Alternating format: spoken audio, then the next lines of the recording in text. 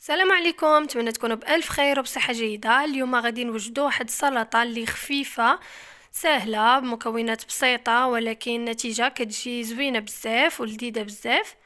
غادي نشوفوا الطريقة. ما تنساوش دعم القناة بالاشتراك وجيم فيديو، بارطاجيو فيديو مع كل حبابكم وصحابكم، ويلا نشوفوا الطريقة.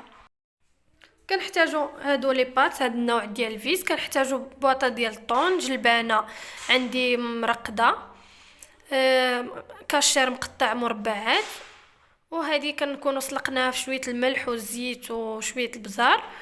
ما كنسلقوهاش بزاف حتى كطيب بزاف، وغير كنصفيوها وكنخويو عليها الماء بارد باش كتبقى مفرزه.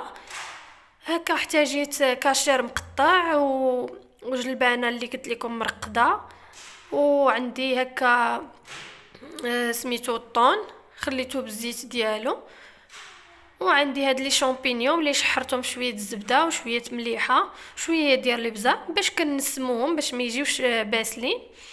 غادي نضيف ليهم زيت الزيتون حتى هو كيعطي مذاق زوين. واللي بغى يدير هكا، اللي بغى يخليهم على هاد الشكل، انا اكتفيت غير بهاد الشيء. وهاد الشيء وصراحه جات لذيذه وجات بنينه، جات خفيفه.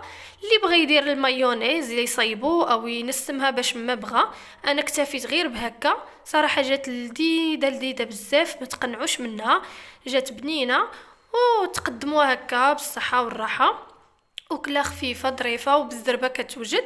وحاولوا لي بات ما تسلقوهمش بزاف حتى يتعجنوا ليكم، غير ملي تحسوا بهم طابو صافي وكتصفيوهم وتخويو عليهم الماء بارد من الروبيني باش كتبقى مفرزه ما تعجنش ليكم.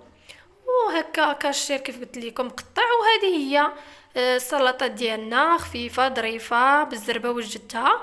نتمنى تعجبكم الوصفه ديال اليوم وتجربوها وتجيكم زوينه، ونتلاقاو في وصفه اخرى ان شاء الله.